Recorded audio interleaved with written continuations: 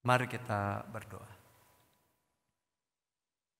Bapa kami yang di sorga, pada saat hari ini kami mohon belas kasihan Tuhan untuk boleh memberikan pencerahan kepada kami.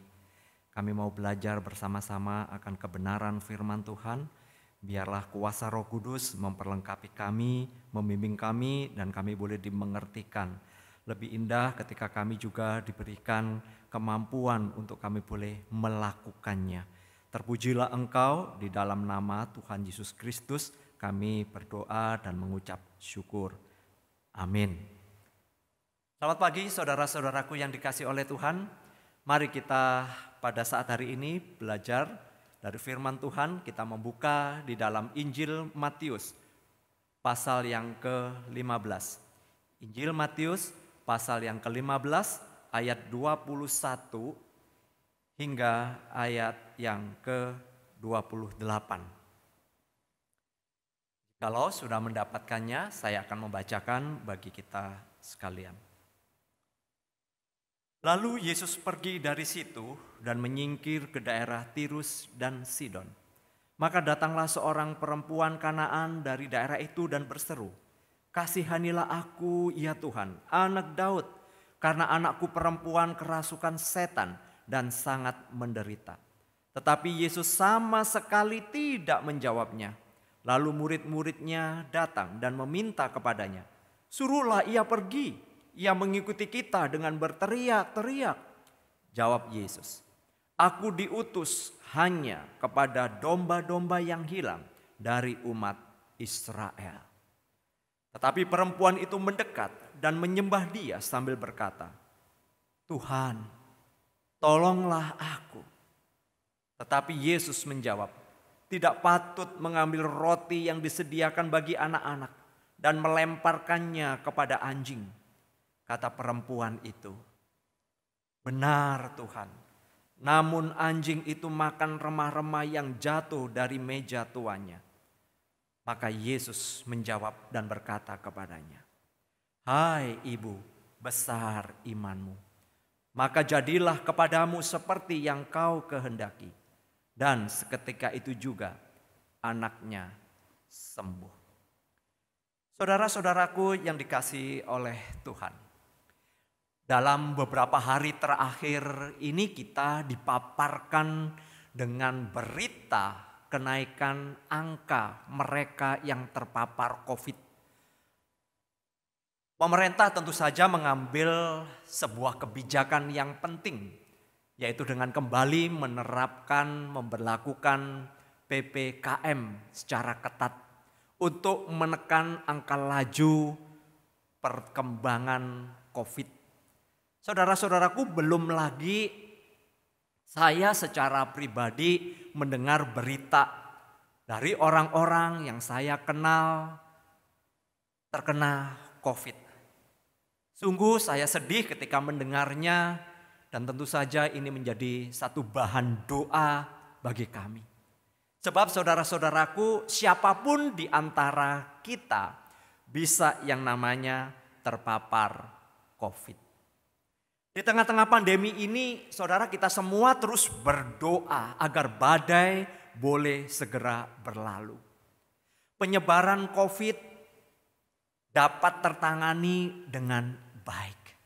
Namun seakan Tuhan itu diam. Diamnya Tuhan bukan berarti dia tidak peduli. Diamnya Tuhan bukan berarti Tuhan meninggalkan kita. Dalam segala kedaulatannya Allah tetap peduli. Mendengar setiap seruan doa-doa umatnya. Allah adalah Allah yang maha kuasa dan di dalam kuasanya Ia adalah Allah yang memiliki rencana yang indah. Dan tentu saja itu akan mendatangkan kemuliaannya. Saudara-saudaraku yang disayang oleh Tuhan. Tuhan adalah Tuhan yang peduli kepada semua orang. Semua bangsa, suku, bahasa. Tuhan adalah Tuhan yang mendengar setiap seruan daripada doa umat yang mengasihinya. Saudara, untuk itulah segala kemuliaan sesungguhnya hanya bagi Tuhan kita, Yesus Kristus, yang begitu mengasihi kita. Di tengah pergumulan yang berat yang sedang dialami oleh seorang ibu. Sebab ia melihat anak perempuannya sangat menderita akibat dirasuk oleh setan. Keadaannya sangat buruk, saudara. Setiap hari dia tersiksa dengan adanya roh jahat yang ada di dalam dirinya. Ibu ini pun sangat menderita dan tidak tahan melihat kondisi dari putrinya yang sedang sakit. Tentu saja sebagai seorang ibu dia tidak akan pernah diam, saudara.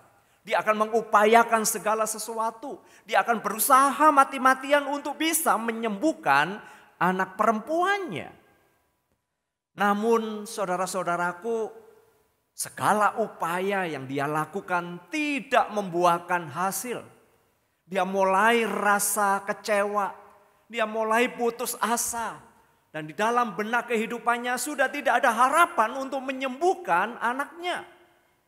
Saudara-saudaraku yang disayang oleh Tuhan, keadaan ini terus terjadi setiap hari. Dan dia mungkin akan bertanya, sampai kapan? Saudara-saudaraku, secerca harapan kemudian mulai timbul. Ia mendengar satu nama yang berkuasa.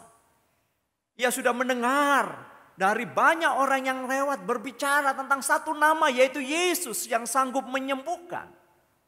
Ia mulai mendengar siapa Yesus yang sesungguhnya. Namun apa daya, ia adalah seorang Kanaan.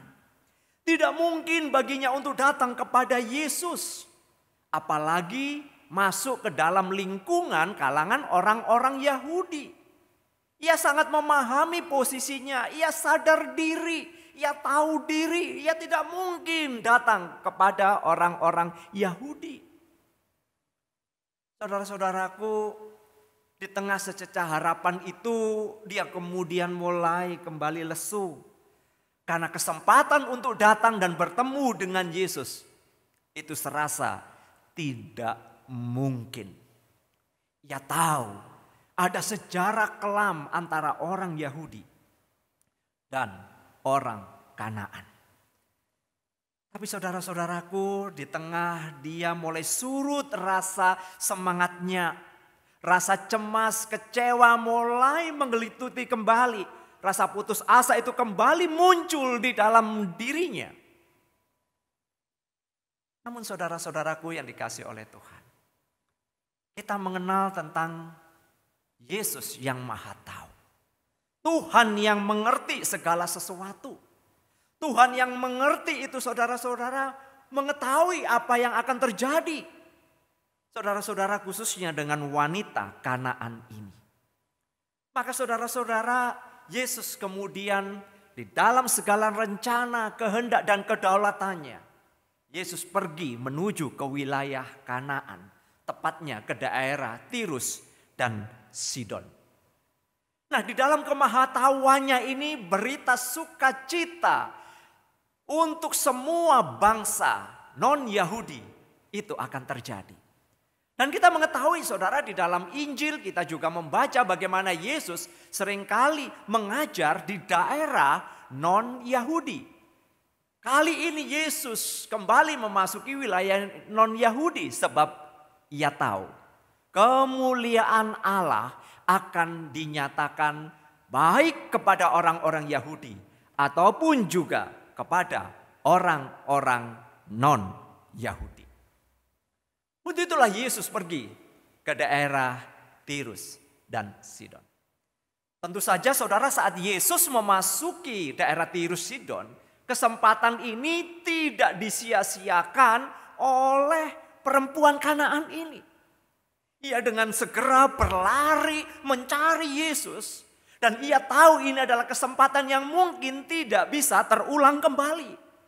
Ini adalah waktu yang tepat untuk ia datang dan berseru memohon belas kasihan daripada Yesus. Ia menyadari siapa dirinya, namun ia tahu bahwa Yesus adalah Tuhan yang penuh kasih. Kesempatan itu tiba ketika dia bertemu dengan Yesus. Dia berseru, "Kasihanilah aku ya Tuhan, anak Daud." "Kasihanilah aku ya Tuhan, anak Daud." Seruan wanita Kanaan ini menunjukkan sebuah permohonan yang sangat dalam. Sebuah pengharapan akan belas kasihan Yesus. Wanita ini di dalam segala keterbatasannya ternyata mampu memahami siapa Yesus. Hal itu nampak ketika dia menyebut Yesus dengan sebutan anak Daud yang sangat dimengerti oleh kalangan orang-orang Yahudi. Namun sangat ironis saudara-saudara, ternyata orang Yahudi sendiri kurang mengerti tentang Yesus yang adalah Mesias. Justru sebaliknya, wanita Kanaan inilah dia mendengar sedikit demi sedikit apa yang dilakukan oleh Yesus. Dan dia mengetahui bahwa Yesus adalah anak Daud. Dia melihat bagaimana mukjizat-mukjizat yang dilakukan oleh Yesus di kalangan orang-orang Yahudi maupun juga di kalangan orang-orang non-Yahudi. Itu tercatat saudara-saudara di dalam Matius 4 ayat yang ke-24 dan 25, kemudian Matius 8 ayat yang ke-5 sampai dengan yang ke-13. Saudara, tentu saja seruan permohonan ini saudara ingin segera dikabulkan oleh Tuhan Yesus. Ia ingin dan berharap saudara-saudara dengan sebuah keyakinan bahwa Yesus mau mendengar seruannya dan menjawab seruannya. Namun sungguh mengagetkan ketika Alkitab menyatakan kepada kita, Yesus tidak menjawab sama sekali. Yesus tidak menjawab sepatah kata pun. Wow. Apa yang terjadi? Apakah kurang keras seruan daripada wanita ini? Mengapa Yesus diam? Mengapa Yesus tidak memberikan jawaban apa-apa pada waktu itu? Mengapa Yesus tidak berkata-kata pada waktu itu? Apakah dia menolak? Apakah dia kemudian tidak menghiraukan seruannya yang dia jelas-jelas berseru, "Tuhan, tolonglah aku, anak Daud, tolonglah aku." Apakah engkau Yesus tidak mengasihi aku? Engkau yang terkenal mau menolong orang lain, engkau yang terkenal menyembuhkan orang lain. Bahkan engkau hadir di kalangan orang-orang non-Yahudi. Kenapa aku tidak engkau jawab? Tentu saja saudara, ini menjadi satu pikiran yang selalu berkecamuk di dalam perempuan ini. Saudara-saudara, Yesus tidak menjawab. Sepatah kata pun tidak keluar dari mulut Yesus. Mungkin seperti situasi seperti ini kita mungkin pernah alami ya saudara. Mungkin sering kali terjadi di dalam kehidupan kita. Kita sudah berdoa dan berdoa. Namun seakan-akan Tuhan itu diam. Seakan-akan Tuhan itu tidak berbicara sama sekali.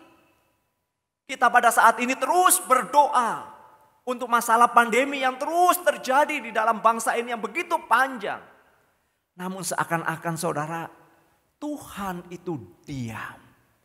Keadaan belum berubah. Malah sekarang kita mendapati pandemi semakin menggila. Tuhan diam. Kita terjebak di dalam sebuah keheningan. Terjebak di dalam sebuah kebisuan. Kita seringkali mengalami sebuah situasi. Tuhan itu diam. Kita berharap dan berharap, namun seringkali ada banyak hal yang membuat pengharapan kita menjadi gugur. Kita kembali merasa sendiri, kita kembali merasa putus asa, kita mulai berpikir bahwa Tuhan seakan-akan tidak peduli dan tidak mau mendengar doa kita. Tuhan seakan-akan membiarkan kita berseru terus. Namun dia tidak mau menjawab. Yesus tidak menjawab sepatah kata pun ketika perempuan Kanaan ini berseru kepadanya. Namun wanita ini saudara-saudara sambil menunggu jawaban daripada Yesus. Di tengah hatinya bergemuruh, pikirannya berkecamuk. Kenapa Yesus tidak segera menjawab? Lambat-lambat dia mendengar suara pembicaraan daripada murid-murid Yesus yang meminta Yesus untuk segera mengusir wanita ini karena bikin ribut. Lalu Tuhan Yesus pun berkata, "Aku diutus hanya kepada domba-domba yang hilang dari umat Israel." Oh, itu bukan jawaban. Dia berseru meminta tolong, "Kasihani aku Yesus anak Daud." Tetapi kali ini saudara, Yesus tidak menjawab keluhannya. Yesus tidak merespon apa yang menjadi permohonannya. Justru Yesus berkata yang lain. "Aku diutus hanya kepada domba-domba yang hilang dari umat Israel." Tentu saja saudara, secara manusiawi, secara logika, kalau saya berpikir bahwa ini sebuah penolakan. Yesus tidak mau melayani. Yesus tidak mau mendengar permohonan, tidak mau mengabulkan permohonan dari wanita Kanaan ini. Tentu saja saudara, kalau saya berpikir bahwa Yesus sama sekali enggan untuk menjawab apa yang saya minta. Namun saudara-saudara, kita melihat dalam bagian ini, wanita ini tidak menyerah. Dia tidak putus asa. Dia dengan penuh pengharapan. Dia semakin mendekat kepada Yesus. Dan kemudian menyembah Yesus sambil berkata, "Tuhan, tolonglah aku. Lord, help me. Lord, help me." Saudaraku, wanita Kanaan ini menyadari bahwa dirinya memang bukan bagian dari kawanan domba Israel. Ia hanyalah domba yang tersesat, yang saat ini hanya membutuhkan sebuah pertolongan dari Sang Gembala Agung. Wanita ini hanya meminta anugerah belas kasihan Yesus untuk menyembuhkan anak perempuannya. Tidak ada lagi yang ia bisa harapkan. Tidak ada lagi yang bisa dia upayakan. Satu-satunya harapan adalah hanya di dalam Dia, Yesus. Pertolongan baginya hanya ada di dalam Yesus saja. Ia percaya Yesus akan bertindak sesuai dengan kasih-Nya. Untuk itulah saudara-saudara, di dalam dia menyembah di hadapan Yesus, dengan sebuah permohonan yang amat sangat, dia berseru, "Tuhan, tolonglah aku. Tolonglah aku." Yesus menjawab, dan kali ini jawaban itu pun akan menyentak daripada wanita Kanaan itu. Yesus berkata, "Tidak patut mengambil roti yang disediakan bagi anak-anak dan melemparkannya kepada anjing."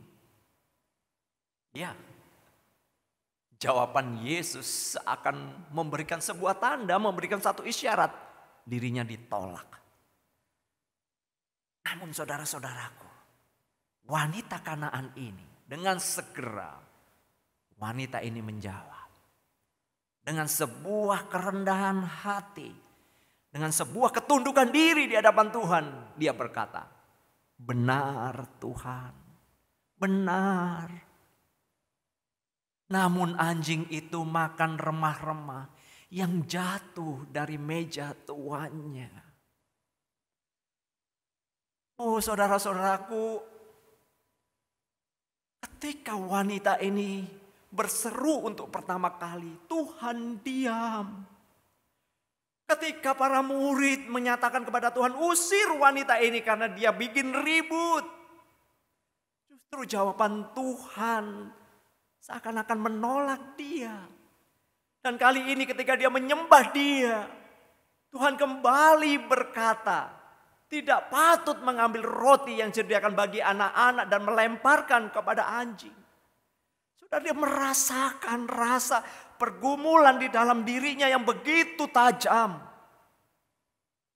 Bisa saja dia berkata, "Siapa engkau? Bukankah engkau adalah Mesias yang mengasihi semua manusia?"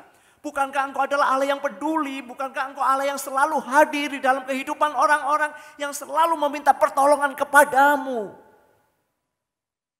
Saudara, mungkin akan banyak sekali pertanyaan-pertanyaan. Namun wanita Kanaan ini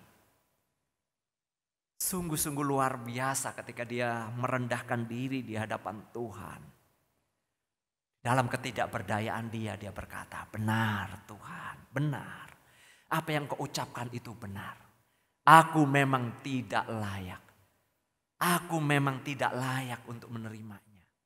Aku tidak meminta roti yang diberikan kepada anak-anak. Siapa aku ya Tuhan?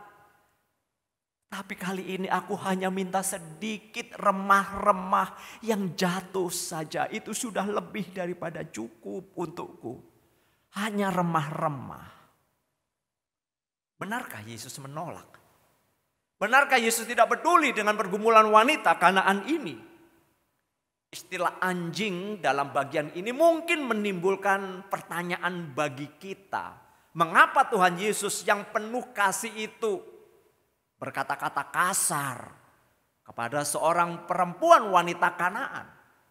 Namun saudara-saudaraku, kalau kita melihat di dalam budaya yang ada pada waktu itu, memang kata anjing, kuon, menunjuk kepada anjing yang jahat, liar, dan anjing itu seringkali najis. Yang seringkali dipakai oleh orang-orang Yahudi untuk menggambarkan sikap seseorang yang jahat, yang sesat, tidak rohani, dan hidupnya najis. Itu dipakai oleh orang-orang Yahudi. Namun saudara-saudara, yang menarik di dalam bagian ini adalah ketika Yesus berkata, dia tidak berkata kata anjing itu, dia tidak memakai kata kuon, melainkan kata kunarion. Saudara, apa bedanya? Beda sekali. Kunarion yang berarti itu anjing kecil atau anjing peliharaan yang ada di rumah, yang disayang biasanya oleh tuannya. Mungkin di antara kita punya anjing di rumah. Saudara, tentu saja anjing itu adalah anjing rumah, bukan? Bisa naik ke tempat tidur kita, dia juga bisa nangkring di sofa kita, duduk di pangkuan kita. Istilah itulah yang dipakai oleh Tuhan Yesus, yaitu kunarion, bukan kuon. Artinya Yesus bukan menghina wanita ini, tidak. Yesus bukan ras, tetapi kali ini Yesus menunjukkan belas kasihnya menyebut wanita ini, saudara-saudara. Memakai satu sebutan tentang anjing itu adalah anjing peliharaan. Saudara, Yesus masih peduli. Ia tahu yang terbaik bagi saya dan saudara. Bagi setiap orang yang berseru kepadanya. Dan apa yang dinantikan oleh wanita Kanaan ini kali ini terjawab. Seruannya terkabul. Yesus berkata, hai ibu, besar imanmu. Maka jadilah kepadamu seperti yang kau kehendaki. Dan kita melihat seketika itu juga anaknya sembuh. It's very amazing. Saudara-saudara, Yesus dengan penuh kasih memberikan pujian akan iman wanita Kanaan ini. Yang jelas, dia bukan orang Yahudi. Namun memiliki kepercayaan kepada Yesus yang adalah anak Allah, Mesias yang dinantikan, melebihi daripada orang-orang Yahudi sendiri. Di dalam kasus yang hampir sama, saudara, di dalam Matius 8 ayat yang ke-10, kita juga mendapati bahwa Yesus memuji iman dari seorang perwira Romawi yang meminta Yesus untuk menyembuhkan hambanya. Yesus adalah Tuhan yang mengasihi semua manusia. Yesus adalah datang untuk menebus dosa manusia berdosa. Siapapun kita, Yesus mau, saudara-saudara. Siapapun kita, Yesus mau. Mereka datang kepadanya. Yesus datang untuk menyelesaikan persoalan berat manusia, yaitu dosa saya dan saudara. Yesus datang dengan karya penebusannya, menjadikan kita menjadi miliknya. Kasih karunia-Nya dinyatakan kepada semua manusia yang dipanggilnya. Anugerahnya akan memimpin kepada iman yang benar untuk mengakui bahwa Yesus adalah Tuhan. Kasih karunia Kristus akan membawa orang pilihannya untuk menyembah kepada Dia. Saudaraku yang dikasihi oleh Tuhan, oleh kuasa Roh Kudus, kita bersyukur di saat menghadapi masa sulit seperti saat ini, di tengah pandemi saat ini, kita masih diberikan kesempatan untuk merenungkan firman Tuhan, membaca firman Tuhan yang selalu menguatkan kita. Firman-Nya meneguhkan di dalam pengharapan kita. Mungkin kita merasa seakan-akan Tuhan diam, seakan-akan Tuhan tidak mendengar setiap seruan doa kita, seakan-akan Tuhan tidak bertindak, dan seakan-akan Tuhan membiarkan kita. Namun sesungguhnya tidaklah demikian. Tuhan mempunyai rencana. Waktu dan kehendaknya akan dinyatakan sesuai dengan rencananya.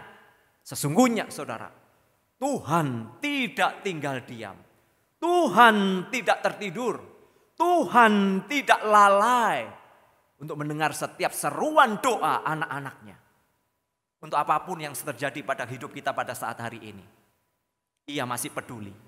Ia masih mau mendengar. Seperti yang Tuhan Yesus katakan kepada kita. Marilah kepadaku semua yang letih lesu dan berbeban berat. Aku akan memberikan kelegaan kepadamu. Pikulah kuk yang kupasang dan belajarlah padaku. Karena aku lemah lembut dan rendah hati dan jiwamu akan mendapat ketenangan. Sebab kuk yang kupasang itu enak dan bebanku pun ringan. Matius 11 ayat 28 sampai dengan 30. Saudaraku, pergumulan apapun yang sedang saudara hadapi pada saat hari ini, kiranya kita memiliki keyakinan bahwa Tuhan tidak diam. Ia selalu berbicara kepada kita melalui firman-Nya. Mari kita responi terlebih dahulu dengan kita menyanyikan sebuah pujian. Ku datang padamu ya Bapa.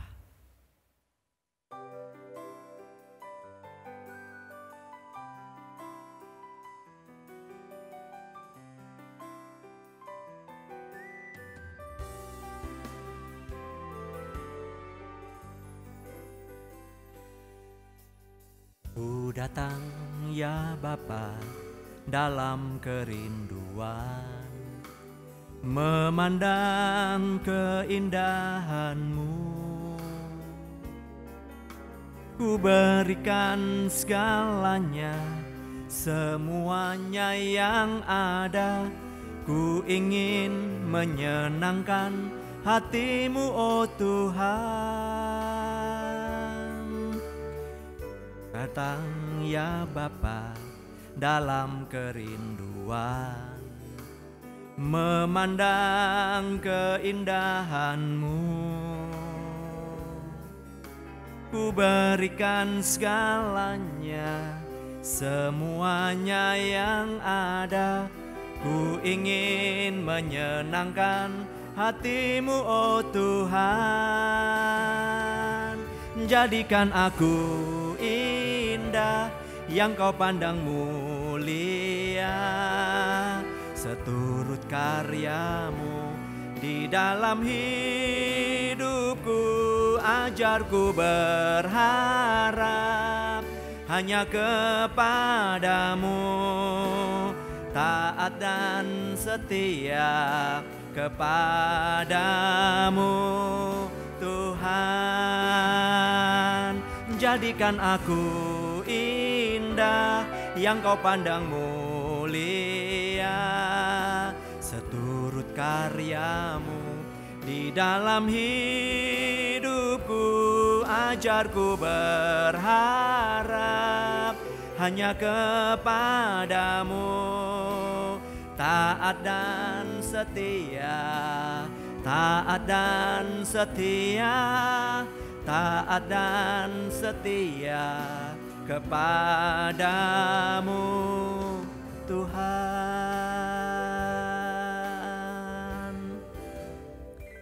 Sesungguhnya Engkau tidak akan pernah diam. Engkau tidak pernah membisu. Engkau selalu menyapa kami Engkau selalu berbicara kepada kami melalui firman-Mu. Tuhan, tolong kami untuk kami memahami dan mengerti panggilan kami ini. Kami mau terus setia, taat kepadamu. Sebentar kami akan mengikuti sakramen perjamuan kudus. Layakkan kami, kuduskan kami. Kami boleh layak di hadapan Tuhan.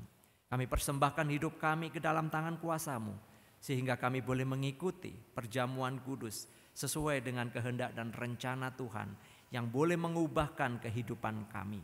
Dalam nama Tuhan Yesus kami berdoa dan kami mengucap syukur.